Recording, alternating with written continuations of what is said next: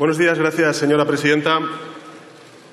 Señoras y señores diputados, como bien ha dicho la presidenta, comparezco ante esta Cámara de acuerdo a lo estipulado en el orden del día, con un doble propósito. En primer lugar, para informar sobre el Consejo Europeo del artículo 50, o el llamado Consejo Brexit, celebrado el pasado 17 de octubre, el Consejo Europeo Ordinario celebrado el día siguiente, 18 de octubre, y la Cumbre del Euro. Y, en segundo término, a petición de varios grupos parlamentarios, para informar sobre la venta de material de defensa al Reino de Arabia Saudí. Por ese orden, señorías, me centraré en primer término en la información que el Gobierno quiere trasladar a esta Cámara en relación con los Consejos Europeos y con la Cumbre del Euro, celebradas la pasada semana. Señorías, estamos a las puertas del Brexit. Sin duda alguna, el Brexit es una decisión que lamentamos, como lamentan los cientos de miles de británicos, en especial gente joven, que se manifestaron el pasado fin de semana por las calles de Londres contra lo que consideran un error histórico. Un error histórico que compartimos, que yo al menos comparto, porque va a restar influencia y prosperidad a un pueblo que estimamos como es el británico. Al hilo del Brexit, y antes de entrar de lleno en la gestión del proceso, me van a permitir una breve digresión necesaria para nuestro país. Señorías, no deja de sorprender la endogamia del debate político en España, del que todos somos rehenes. Mientras el Brexit se acerca, mientras somos testigos de las enormes implicaciones en derechos de ciudadanía, industria, pesca, trabajo, cooperación policial, judicial, en definitiva seguridad, el turismo, el transporte, el reconocimiento de títulos universitarios, mientras todo esto sucede, la política española permanece ajena, encapsulada, en un debate circular, y estoy convencido de que a buen seguro en esta comparecencia también vamos a ser testigo de ello, sobre la segregación de una parte de nuestro país. Quienes defienden esa segregación no tienen ninguna conclusión que extraer del Brexit. ¿No existe para ellos? ¿No creen que es una decisión que va en contra del sentido de la historia? ¿No creen que el Brexit es lesivo para el conjunto de la ciudadanía británica y para el conjunto de la ciudadanía europea? Y quienes rechazamos precisamente esa segregación, ¿no vemos al Brexit como la desgraciada consecuencia de no haber hecho las reformas necesarias en la Unión Europea y en el Reino Unido? ¿No vemos los riesgos de enquistar la crisis sin ofrecer, desde el punto de vista político, mayor respuesta que el reproche mutuo en esta Cámara? Todos y cada uno de los diputados y diputadas que estamos aquí representados tenemos diferencias sobre esta cuestión, enormes diferencias. Pero también tenemos coincidencias, señorías, más de las que inicialmente creemos. La más importante en esta cuestión es que todos y cada uno de los que estamos aquí presentes, de una u otra forma, mostramos nuestro compromiso con la Unión Europea. Tenemos una clara e inequívoca vocación europeísta. Por tanto, señorías, si compartimos un mismo horizonte, a fuerza tenemos que compartir también un mismo camino.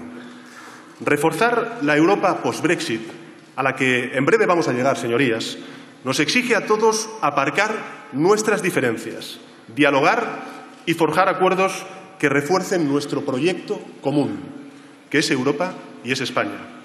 Si lo hacemos, estaremos ayudando a nuestros compatriotas de todos y cada uno de los pueblos de España y a esa nueva patria que es Europa. Toda esa digresión que he querido plantearles en este inicio de la intervención me lleva a hacerles una propuesta a los distintos grupos parlamentarios de esta Cámara. Tomemos nota de los errores ajenos. Aprendamos del error histórico que supone el Brexit para el Reino Unido. Pensemos en la prosperidad de nuestros ciudadanos. Ofrezcamos un horizonte de concordia a las generaciones más jóvenes. Son más cosas las que nos unen de las que nos separan. Forjemos nuevos acuerdos.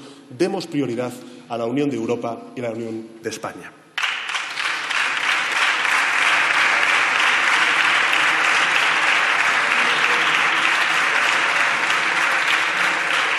Señorías, el Brexit es una desgracia. Una desgracia para los británicos y para los europeos. Esta es mi opinión. Pero debemos abordar esta desgracia con el mejor de los ánimos posibles. Aprovechar las oportunidades que se nos abren como consecuencia de ello, que alguna hay. La más importante, fortalecer Europa. a través de su mayor integración en múltiples ámbitos. Defensa, política social, unión económica y monetaria. Me consta que en todos y cada uno de estos ámbitos hay un amplio acuerdo, hay un amplio respaldo por parte de la Cámara. Y mientras tanto, mientras se produce ese proceso de mayor integración a nivel europeo, lo que tenemos que hacer es gestionar el tránsito de una Europa 28 o de 28 a una Europa a 27. Y hacerlo en cuestión de meses. Algo para todos los Estados miembros importante, sin duda alguna, pero en especial, señorías, para nosotros. Se defienda la ideología que se defienda, o se sea nacionalista o no nacionalista, el Brexit toca de lleno a todos y cada uno de los rincones de España. A los cientos de miles de ciudadanos que residen en el Reino Unido, con nacionalidad española, a los cientos de miles de británicos que viven con nacionalidad británica en España, a las flotas pesqueras del norte de España, al turismo que nos llega al levante español, al medio de transporte que usan para disfrutar de las calles de nuestras ciudades, Barcelona, Sevilla, Madrid, Valencia, por citar algunas ciudades, a las empresas de toda índole que comercian con el Reino Unido, al presupuesto comunitario que debe financiar nuestras políticas de cohesión social y territorial y también a la PAC. Haya o no acuerdo, señorías, y deseamos, créanme que esta es la posición del Gobierno, deseamos que haya acuerdo, nada va a ser lo mismo. Y debemos estar preparados para ello. Nuestra posición es conocida. El acuerdo es el mejor de los caminos. Esto es lo que estamos defendiendo en todos y cada uno de los consejos europeos, pensando tanto en los intereses colectivos como en lo que afecta a un ámbito especial y esencial para este Gobierno, como son las personas. Y en este sentido, quiero reiterar nuevamente que los españoles que residen en el Reino Unido ocupan una posición central en este proceso para este Gobierno. El objetivo del Consejo Europeo, artículo 50, que es así como se llama, del pasado 17 de octubre, era que los jefes de Estado y de Gobierno tomáramos nota del acuerdo de retirada aceptado por el Reino Unido y debatiese, en consecuencia, sobre la declaración política de la relación futura entre el Reino Unido y la Unión Europea. Desgraciadamente no fue posible, al rechazar el Reino Unido, el acuerdo de retirada. La no conclusión del acuerdo de retirada por el Reino Unido ha sido, sobre todo y fundamentalmente, provocada por su rechazo a la cuestión llamada backstop irlandés. Y, en consecuencia, las negociaciones siguen abiertas. El Consejo Europeo, artículo 50, reafirmó, en primer lugar, su confianza en el negociador jefe de la Comisión, Barnier. Segundo, la importancia de mantener la unidad a 27, dando más tiempo para que continúen las negociaciones con el Reino Unido. Y, en tercer lugar, la disposición a convocar un nuevo Consejo Europeo tan pronto como se produzcan avances decisivos en las negociaciones, pero no antes. Es decir, que probablemente no haya un Consejo Europeo extraordinario en el mes de noviembre y esperemos que lo haya en el mes de diciembre. Como ustedes saben, hay dos posibles escenarios para el 29 de marzo de 2019, que es la fecha en la que se cumplen los 2 años desde el envío de la carta por parte del Reino Unido, donde se solicitó su salida de la Unión y vence el plazo en consecuencia para la negociación y marcha del Reino Unido de la Unión Europea. El primero de los escenarios es la salida con acuerdo, por la que el Gobierno trabaja permanentemente. Permitiría una salida ordenada del Reino Unido de la Unión Europea, con un periodo de transición durante el que básicamente se aplicaría el acervo comunitario al Reino Unido, aunque el Reino Unido ya no participaría de las instituciones comunitarias ni tomaría parte en la toma de sus decisiones. La aplicación del acuerdo de retirada exige, en primer lugar, la ratificación por parte del Parlamento Europeo, todo antes del 29 de marzo, no así de los parlamentos nacionales de los Estados miembros, sería solamente el Parlamento Europeo, como del Parlamento británico. El acuerdo de retirada, que no logró el respaldo político de la primera ministra May a lo largo de las pasadas semanas, preveía un periodo de transición de 21 meses, hasta el 31 de diciembre de 2020, durante el que debería negociarse un nuevo acuerdo para la futura relación entre el Reino Unido y la Unión Europea. El segundo escenario es el que nadie desea, que es el de la salida sin acuerdo. Este escenario supondría una salida abrupta del Reino Unido, sin periodo de transición para adaptarse y negociar una nueva relación con la Unión Europea. En este escenario, los tratados comunitarios dejarían de aplicarse, sin más, el 29 de marzo del próximo año y habría que adoptar medidas urgentes en el plano aduanero, comercial, etcétera, para hacer frente a esta nueva situación. Llegado ese punto, señorías, pediré la confianza de esta Cámara para que podamos tomar las decisiones en beneficio y en el interés general de nuestro país.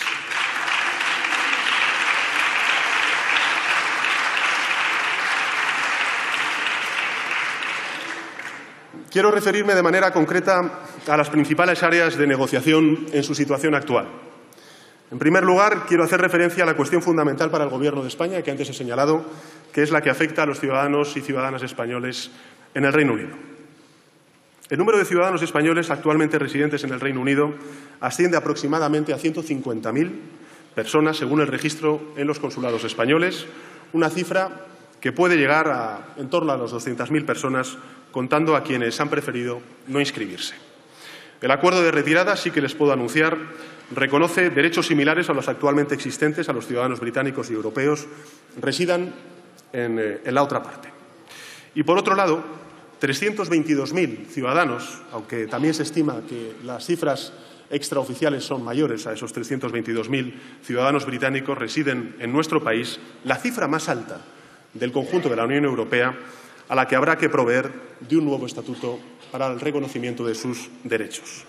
Todo esto es lo que puede suceder y lo que va a suceder, hay o no acuerdo con el Reino Unido. En segundo lugar, en lo referido al transporte aéreo, las orientaciones del Consejo Europeo del artículo 50 del 23 de marzo de este año recogen la necesidad de negociar con el Reino Unido acuerdos de transporte, incluyendo el acuerdo sobre el transporte aéreo, que saben, para este país son fundamentales. El Gobierno quiere garantizar la plena conectividad de España y vamos a animar, como estamos haciendo y como se hizo en la anterior etapa del Gobierno del Partido Popular, a las compañías aéreas a preparar la salida del Reino Unido de la Unión Europea. En tercer lugar, en materia de pesca. Se habla poco, pero en España es importante las consecuencias que puede tener sobre el sector pesquero el Brexit. El Consejo Europeo ha acordado que debe negociarse un acuerdo con el Reino Unido para mantener, mejor dicho, el acceso recíproco existente a las aguas y a los recursos pesqueros. Ambos objetivos de negociación son muy importantes para España, debido, lógicamente, a la relevancia del sector de la pesca para la economía española, en particular para determinadas regiones fuertemente dependientes del sector pesquero.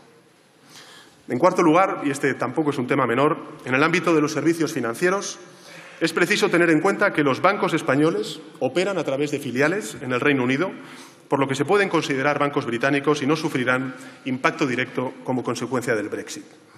Trabajamos conjuntamente con la Comisión Europea, esto es algo que me gustaría también anunciarles, para que pueda garantizarse que nuestros operadores financieros trabajarán con normalidad en todo momento. En quinto lugar, en materia de seguridad interior, la cooperación policial de España con el Reino Unido es muy activa. Lo conocen y se ha hablado en reiteradas ocasiones en esta Cámara al respecto, por lo que convendría mantener un elevado nivel de cooperación y de acceso a base de datos policiales. En sexto lugar, en relación a la seguridad exterior, se busca mantener una relación estrecha sin que el Reino Unido pueda seguir cooperando, sin que el Reino Unido pueda seguir cooperando con las estructuras de la política exterior y de seguridad común y de la política común de seguridad y de defensa. Y, por último, quiero transmitir a la Cámara que España ha alcanzado un acuerdo sobre el Protocolo de Gibraltar. Esto es algo que ya lo hemos trasladado y se ha negociado además conjuntamente con el jefe negociador, el francés Barnier, y estamos tratando de negociar los 4 memoranda del mismo. Si lo logramos, bien, y si no, también. En tanto en cuanto, para esta fase, lo importante es la firma del protocolo que ya se ha alcanzado.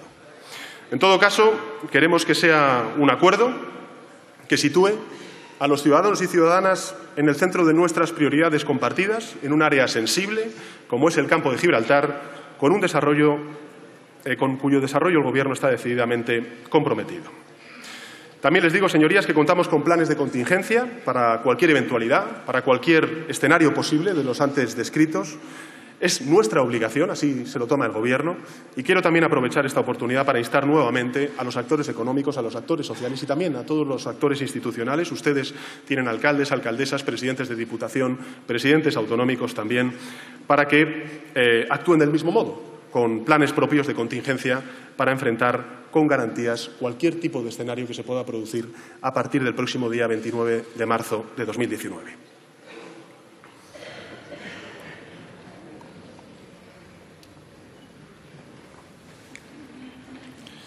Concluidas las explicaciones sobre los temas tratados en el Consejo del Brexit, y además me permitirán que les cuente una anécdota. Alguno de los líderes europeos dice que una de las principales diferencias entre el Reino Unido, los políticos británicos y los políticos europeos es que los británicos están 24 horas al día pensando en el Brexit y los europeos pensamos 4 minutos cada trimestre sobre el Brexit.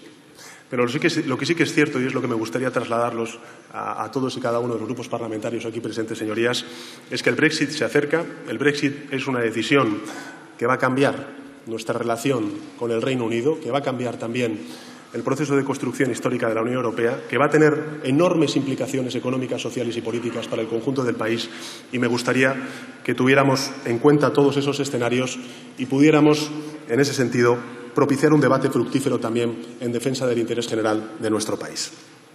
En todo caso, como les decía antes, concluidas las explicaciones sobre los temas tratados en el Consejo del Brexit, paso a detallarles los contenidos y las conclusiones del Consejo Europeo de carácter ordinario. Como ustedes saben, este Consejo estuvo centrado en materias de especial relevancia para nuestro país. Me referiré separadamente a cada una de ellas, a los 3 grandes bloques que centraron las conversaciones: la migración, la seguridad y las relaciones exteriores. Aunque permítanme hacerlo bajo una premisa común, que creo que es importante volver a subrayar en un tipo de comparecencia como esta, que es coincidente con la que ya expuse en esta misma Cámara con objeto de mi primera comparecencia previa a la celebración de un Consejo Europeo. El Gobierno está decididamente comprometido con el proyecto europeo. Esta es la filosofía con la cual nos aproximamos a todos y cada uno de los asuntos que se tratan en estas importantes reuniones, con su desarrollo continuado, más allá de la mera invocación de principios de carácter retórico, porque consideramos que es cada vez más evidente que los grandes riesgos y grandes desafíos que afrontamos solo pueden encararse con garantías desde un enfoque lo más amplio posible, un enfoque del que España siempre ha sido un firme defensor. El Gobierno se siente deudor de ese espíritu europeísta y que es plenamente coherente con los anhelos de la inmensa mayoría de la sociedad española. Por ello, siempre hemos apelado a la necesidad de una perspectiva europea, que estuviera presente en el desafío migratorio al que estamos expuestos de manera muy directa los países del Mediterráneo y la Europa sudoriental. Señorías, saben bien que en este asunto el Gobierno ha mantenido desde el primer momento la necesidad de articular una posición que conjugara responsabilidad y solidaridad. Estamos ante un desafío de implicaciones potencialmente divisivas para nuestras sociedades, lo estamos viendo en otros países de la Unión Europea, sobre todo si permitimos que visiones parciales ocupen el espacio público desde la retórica de la xenofobia y de la confrontación. Por eso no me cansaré de apelar desde esta tribuna a la responsabilidad de todas las fuerzas políticas para encarar el desafío migratorio con rigor, huyendo de cualquier tentación partidaria. Porque abrir esa puerta tiene consecuencias devastadoras sobre los grandes consensos que han hecho, tanto por la sociedad como por el conjunto de empresas y la política, la concordia en estas 4 décadas de democracia. En ese sentido, el hecho de que este Consejo otorgara un papel preeminente a la materia de la migración, a sus desafíos, a mi juicio constituye un logro muy positivo. Señorías, quiero destacar la atención que este Consejo ha dedicado a la necesidad de redoblar los esfuerzos en la lucha contra las redes de tráfico ilícito de personas. Es una de las conclusiones más relevantes de este Consejo e implica la necesidad de intensificar la colaboración con terceros países en la investigación, en la detención y en el enjuiciamiento de traficantes de personas. Y en esa misma línea quiero hacer referencia a uno de los aspectos que he defendido con más determinación, que es la necesidad de intensificar la cooperación con los estados de origen, de tránsito, como elemento fundamental de una política migratoria europea global. De manera singular, en lo relativo a la efectividad de los retornos. Las conclusiones del Consejo certifican la voluntad común de influir, o mejor dicho, de incluir el diálogo sobre esta cuestión en un marco en el que estén presentes otros instrumentos como canales de migración legal, visados y una relación de colaboración económica, social y cultural con el norte de África. Todo ello para avanzar en un marco de asociación más amplio con todos y cada uno de estos países. España, en definitiva, considera muy positivo que el desafío migratorio esté provocando una movilización de recursos y actualización a nivel europeo que evidencie lo que siempre dijimos, que ante un fenómeno de esta dimensión es necesaria una perspectiva europea. En esos términos, quiero informar a la Cámara del apoyo del Gobierno de España a la propuesta del presidente de la Comisión Europea de establecer una alianza con África para afrontar las causas profundas que hay detrás del drama de la migración irregular.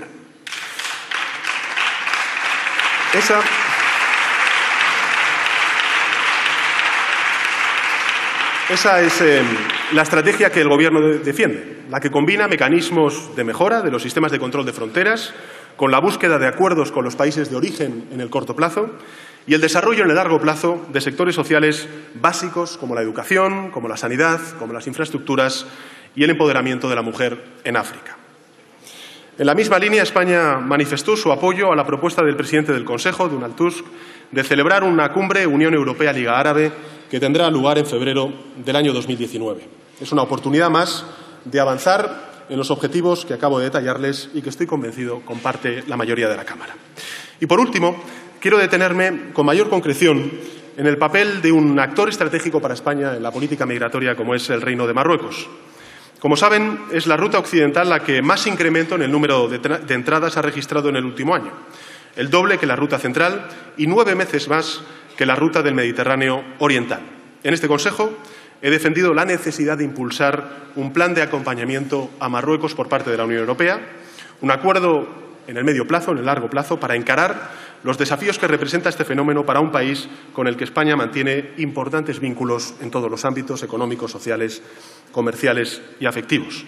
La semana pasada, mientras se celebraba el Consejo, tenía lugar una reunión importante a juicio del Gobierno de España entre el Gobierno de Marruecos y la Comisión Europea, en el cual también participó el Gobierno de nuestro país. Un encuentro de resultados muy positivos, señorías. Como logro más relevante, les adelanto que se ha trazado un plan de desembolso de fondos europeos para apoyar el esfuerzo que Marruecos hace para controlar los flujos migratorios en su territorio. Estamos hablando de 140 millones de euros entre lo que resta de este año y 2019, una cantidad ya aprobada y que es consecuencia directa de la propuesta e iniciativa de nuestro país que defendí en el primer Consejo Europeo del mes de junio, que es poner de relieve el papel del Reino de Marruecos en el control de flujos migratorios y la lucha contra la migración irregular. En definitiva,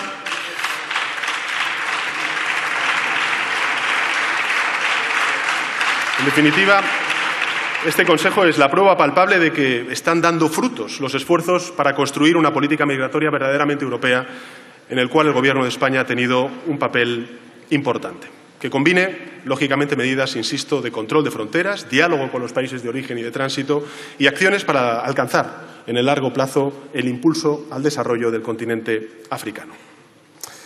El segundo de los grandes temas tratados en el Consejo hace referencia a la seguridad interior, y a ella me voy a referir a continuación. Señorías, en los últimos años la Unión Europea ha realizado grandes avances en un campo en el que la cooperación es más necesaria que nunca, habida cuenta de la entidad y la naturaleza de las nuevas amenazas que afectan a sociedades democráticas como la nuestra. Hemos adoptado textos jurídicos relevantes en materia de registro de nombres de pasajeros en la seguridad aérea, la lucha contra el terrorismo y un elevado nivel común de seguridad de las redes y de la información. Y a pesar de todo, es necesario seguir reforzando los mecanismos de disuasión y de resiliencia contra las amenazas cibernéticas e híbridas, así como contra las amenazas químicas, biológicas, radiológicas y nucleares. En particular, señoras y señores diputados, este Consejo ha pedido la adopción de medidas para luchar contra las actividades informáticas ilícitas, así como para fortalecer la ciberseguridad frente a ataques de esta naturaleza. Para España es especialmente acuciante la necesidad de proteger nuestros sistemas democráticos en un contexto marcado por la proximidad de las elecciones europeas, siempre con pleno respeto a los derechos fundamentales.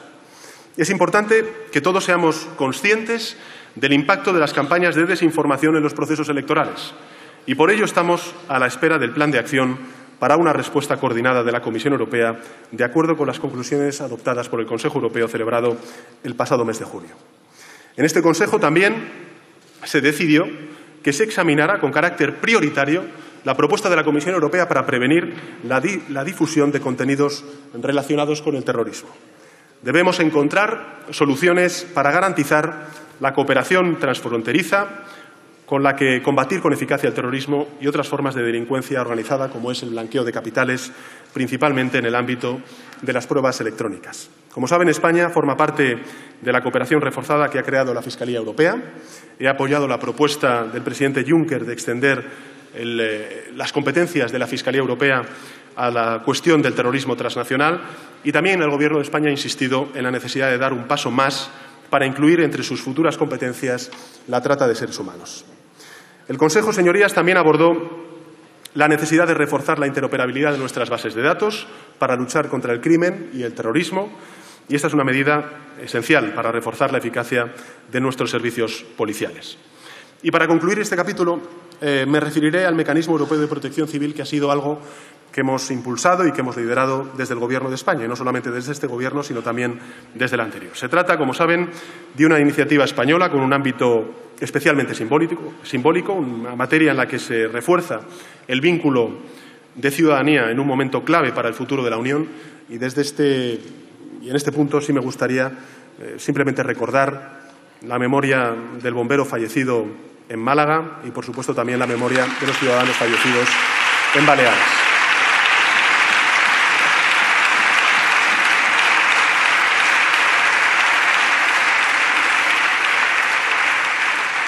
En este Consejo se han dado pasos, señorías, importantes para que a finales de año, concluyan las negociaciones sobre la propuesta en la que está trabajando la Comisión Europea sobre protección civil. Y, por último, para concluir con los asuntos relativos al Consejo Europeo, lo siento, pero fueron 3 consejos en uno, me referiré a algunas cuestiones relacionadas con las relaciones exteriores. He hecho mención a los compromisos adquiridos en relación con el continente africano por parte de la Comisión Europea y que nosotros apoyamos sin duda alguna.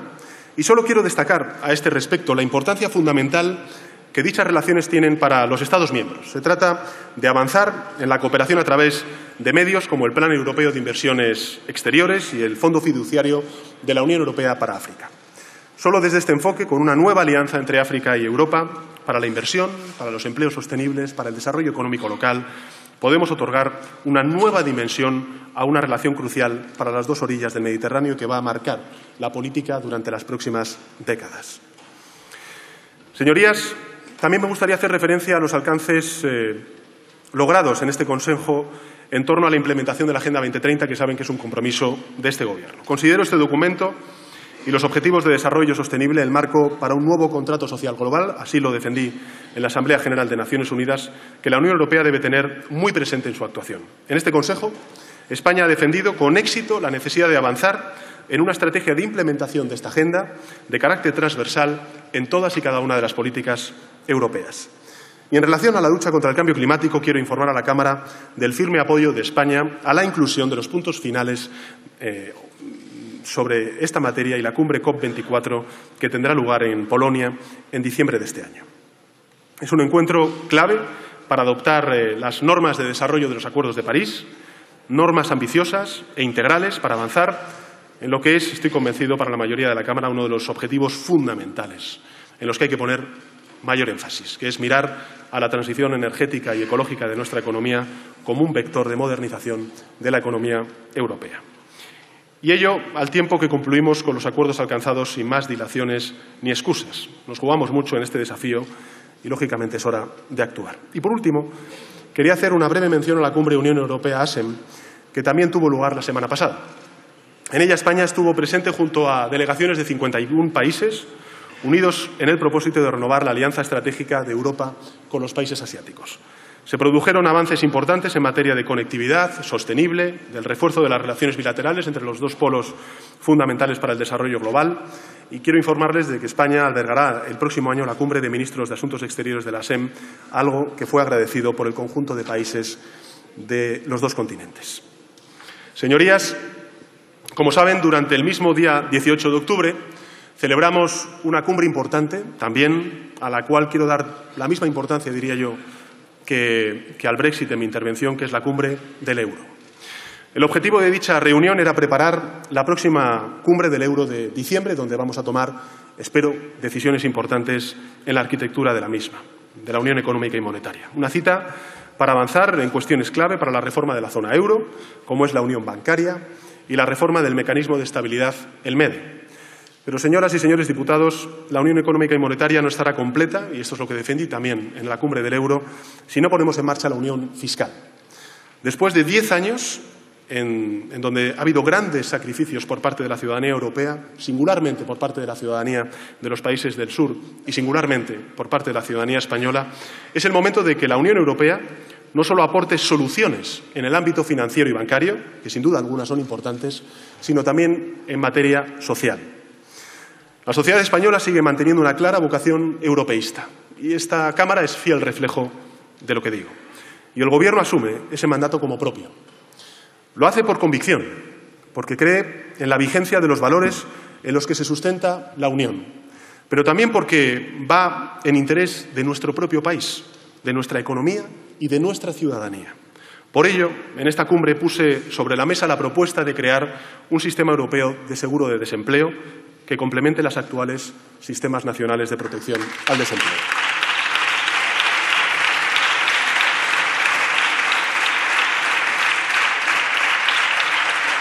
Un sistema que garantice un nivel de protección para los ciudadanos en tiempos de dificultad y como herramienta de estabilización de la actividad económica de la que ahora mismo carece la zona euro. Es la hora, señorías, de avanzar en las propuestas de contenido social, no solamente financiero, contenido social, que tengan por destinatario último y principal a las personas, sobre todo aquellas que más lo necesitan. Es necesario fortalecer el proyecto europeo a ese nivel para recuperar el terreno perdido en un tiempo en el que la inacción se traduce en desafección creciente por parte de la ciudadanía. No solo es un mensaje de contenido e implicaciones económicas, que las tiene, es indudable, es un mecanismo de alcance político al servicio de una idea crucial para este Gobierno cuando hablamos de la construcción europea, y es relanzar el concepto de ciudadanía europea que hoy ponen en cuestión aquellos que niegan la esencia misma de Europa. Vamos a trabajar con decisión en esta iniciativa en las próximas semanas para que pueda empezar a ofrecer frutos tangibles en la próxima cumbre en el mes de diciembre. Y no les oculto la enorme satisfacción que me produce saber que podemos avanzar en esa dirección ilusionante para este Gobierno con el apoyo mayoritario de esta Cámara. Señorías, quiero abordar a continuación la cuestión de las exportaciones de material de defensa a Arabia Saudí. España cuenta con un completo marco legal y de buenas prácticas en este sector. Me gustaría empezar por aquí. Fue precisamente un Gobierno socialista el que impulsó la norma de rango legal clave vigente en nuestro ordenamiento jurídico, que es la Ley 53/2007, sobre el control del comercio exterior de material de defensa y de doble uso. Una normativa acorde a los más exigentes estándares internacionales en una materia especialmente sensible como es esta, y que supuso una notable mejora en el ámbito del control y la transparencia en el comercio de material de defensa. España actúa en este terreno siguiendo, además, otros instrumentos aplicables, de entre los cuales me gustaría compartir con ustedes tres. El primero, la Posición Común 2008/944 en el marco de la Unión Europea, que introduce criterios estrictos a seguir. El segundo, el documento OSCE sobre armas pequeñas y armas ligeras de octubre de 2000. Y, en tercer lugar, las directrices emanadas de los foros internacionales de no proliferación. La autorización de exportación de material de defensa y materiales de doble uso está sujeta, por tanto, a requisitos equiparables, y subrayo también, si no superiores, lo repito, si no superiores, a los existentes en cualquier otro país de nuestro entorno. Lo cual, lógicamente, no excluye la posibilidad de mejorar este sistema para dotarlo de garantías adicionales de verificación. Y en esa línea sí me gustaría trasladarles el siguiente anuncio y el siguiente compromiso de nuestro Gobierno, y es el de plantear una propuesta que nos sitúa a la cabeza y que va a ser pionera en controles de verificación y de transparencia. Señorías, soy plenamente consciente de las especiales circunstancias que concurren en torno a este debate a raíz de la revelación de sucesos recientes que han consternado a la opinión pública internacional. Tengo que decirles que yo también comparto ese rechazo y esa consternación y la repulsa al terrible asesinato del periodista Jamal Khashoggi.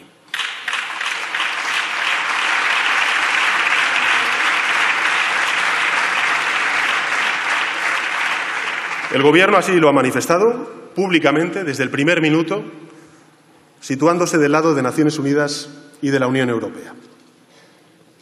Nuestra posición es clara. Investigación para esclarecer los hechos y que actúe la justicia para que caiga todo el peso de la ley sobre los responsables de este terrible crimen.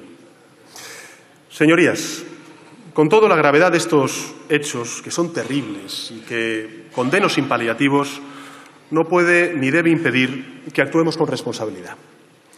La exportación de armamento es un claro ejemplo, señorías, de la complejidad de la política. y de la dificultad de llevar adelante ideas sin tener en cuenta la necesidad de los acuerdos y de entender las prioridades de la gestión pública. Yo siempre he creído que la política es intentar convertir los ideales en realidades. No siempre se puede conseguir, o en ocasiones conseguirlo lleva más tiempo de lo que alguien pudiera desear, sobre todo cuando quien les habla lleva poco más de 4 meses al frente del Gobierno de España. Señorías, ¿alguien duda de los principios de los alcaldes progresistas de la Bahía de Cádiz respecto al militarismo y la defensa de la paz mundial? Yo no lo dudo. Y, sin embargo, convive con una prioridad más inmediata no buscada, y son los trabajadores y trabajadoras de Navantia y sus familiares. Y yo lo entiendo. Este Gobierno hace y hará todos los esfuerzos para defender el multilateralismo, los derechos humanos, la paz, la libertad. Lo hacemos y lo seguiremos haciendo. Como también tenemos en cuenta a las empresas españolas que operan en terceros países, también Arabia Saudí, a los ciudadanos españoles y la necesidad de mantener su subsistencia económica. Por tanto, les pido que tengamos en cuenta el peso de las relaciones internacionales construidas durante décadas con países con los que tenemos relaciones estratégicas en el terreno económico, comercial, en muchos casos derivadas de las acciones de anteriores gobiernos. Es el caso que nos ocupa, en lo relativo a la venta de armamento a Arabia Saudí, y que en último término motiva la petición de esta comparecencia. Como saben, señorías, las licencias de exportación de dicha operación fueron autorizadas el 13 de noviembre de 2015 y su vigencia se amplió en 2 ocasiones, en los años 2016 y 2017. Estamos hablando, en consecuencia, de contratos en vigor, que cumplen con los requerimientos de la normativa aplicable en nuestro país y que no entran en contradicción con la Resolución 2216 del Consejo de Seguridad de Naciones Unidas de 2015. Una resolución que establece un embargo de armas a una serie de personas y entidades involucradas en el golpe de Estado de Yemen, en un entorno geopolítico complejo que no se les escapa, señorías, pero no a los países de la Liga Árabe que forman parte de la coalición, como es el caso de Arabia Saudí. Se trata, por tanto, de obligaciones contraídas por un gobierno anterior al que presido, que, no obstante, cumplen con los requisitos legales en el ámbito nacional e internacional, especialmente en lo relativo al pronunciamiento de Naciones Unidas. Y es mi deber, por tanto, velar por la seguridad jurídica y dar certidumbre en el cumplimiento de las obligaciones internacionales de España, especialmente en un contexto complejo como es el de un traspaso de poderes de una administración a otra. Señorías, como presidente del Gobierno defiendo los intereses de España y asumo dichas obligaciones internacionales tanto en esta como en otras materias. Y no miro hacia atrás, sino hacia adelante. Entiendo que el de otros sea mirar en corto o buscar intereses contrapuestos para crear conflictos artificiales. Yo no me puedo permitir ese camino. Y entiendo, por lo que representa la responsabilidad que ocupo, señorías, que debo conciliar intereses desde una perspectiva que otros no tienen por la posición que nos ostentan. Lo hago defendiendo los intereses de los españoles, con plena autonomía y siempre con la obligación de poner la vista en el largo plazo, con la certeza de que hay pocos ámbitos como este, el de la política exterior, en el que la necesidad de una visión de Estado sea más necesaria y esté más justificada. Por eso he apelado y vuelvo a apelar al consenso de esta Cámara para salvaguardar del debate partidista un tema que requiere de una visión estratégica amplia con interés o en defensa del interés general de nuestro país.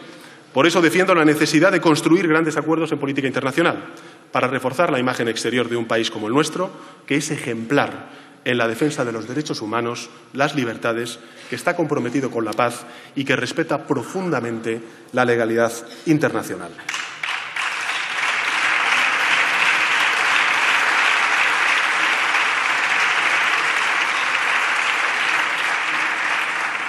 Entiendo que a otros les pueda interesar mezclar debates con otros intereses y fines. Entiendo esa lógica desde el enfoque partidista, pero yo no me puedo permitir ese lujo, señorías. La política es el arte de conciliar intereses, a menudo en conflicto. Y hoy pido a esta Cámara que seamos capaces de discernir con claridad esos intereses en conflicto y pensemos en lo que más interesa al conjunto de la sociedad española.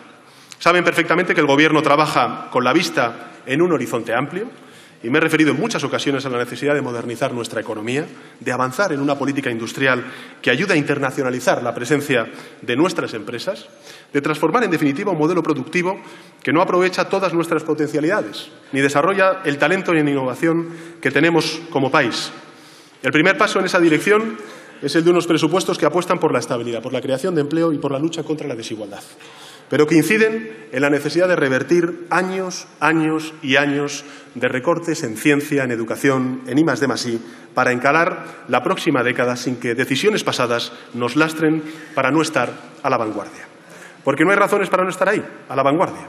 Yo también quiero que España lidere el comercio exterior en sectores vinculados con la revolución tecnológica, señorías, por supuesto que sí. Sectores que tengan que ver con bienes globales, en campos como la medicina, como la robótica, como la lucha contra el cambio climático, la eficiencia energética o la automoción.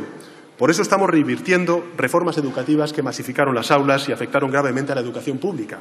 Por eso estamos reorientando la política de becas, o por eso estamos incrementando la dotación en I+D+I.